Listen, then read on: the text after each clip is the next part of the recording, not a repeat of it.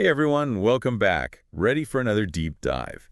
Today we're strapping on our metaphorical paleontologist hats and digging in to the fascinating world of fossils. Sounds exciting. I think we all have a bit of that inner child who's mesmerized by dinosaurs and ancient creatures. Oh, absolutely. Who hasn't dreamt of unearthing a P-Rex skeleton? Exactly.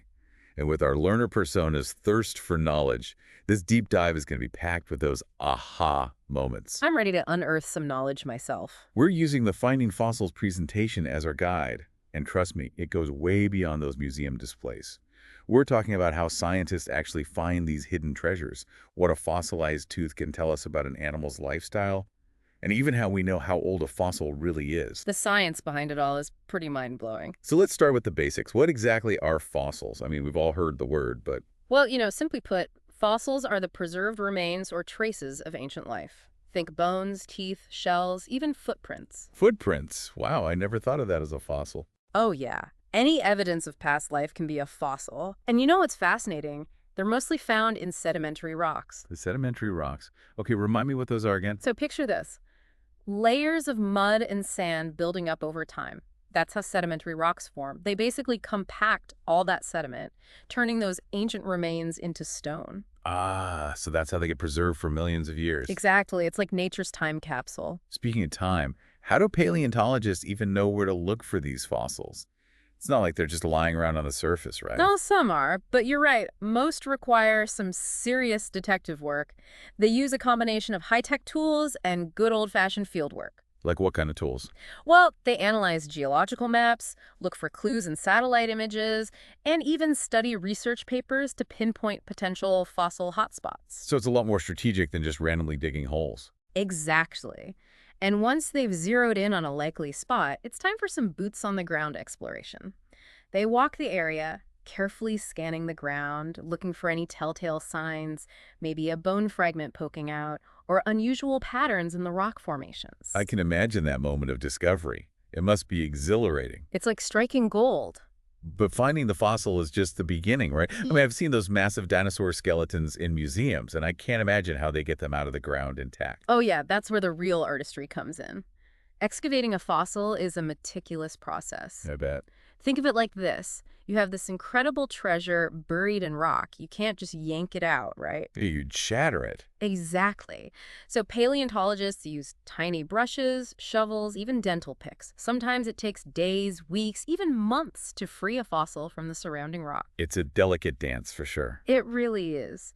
And once they've carefully extracted the fossil, they have to protect it during transport. Oh, I bet.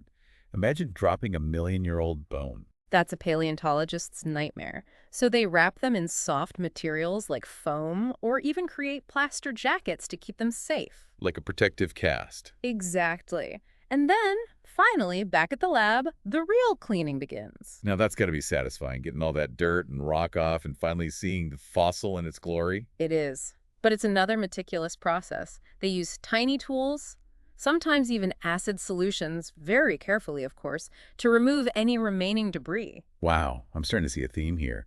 Patience is key in paleontology. Oh, absolutely. But it's worth it.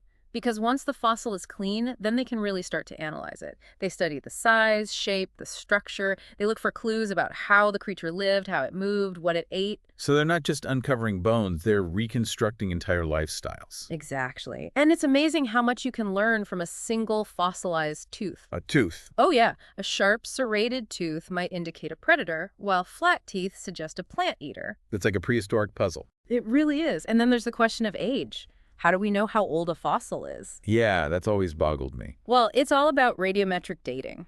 Radiometric dating, what is that? It's pretty cool, actually. They measure the decay of radioactive isotopes in the rocks surrounding the fossil, and different isotopes decay at different rates. So by analyzing these isotopes, they can determine the age of the rock and therefore the age of the fossil. That's incredible. So they're not actually dating the fossil itself, but the rocks around it. Exactly. It's like a geological clock. And some of these fossils are millions, even billions of years old, right? That's the mind-blowing part. It puts the whole concept of time into perspective.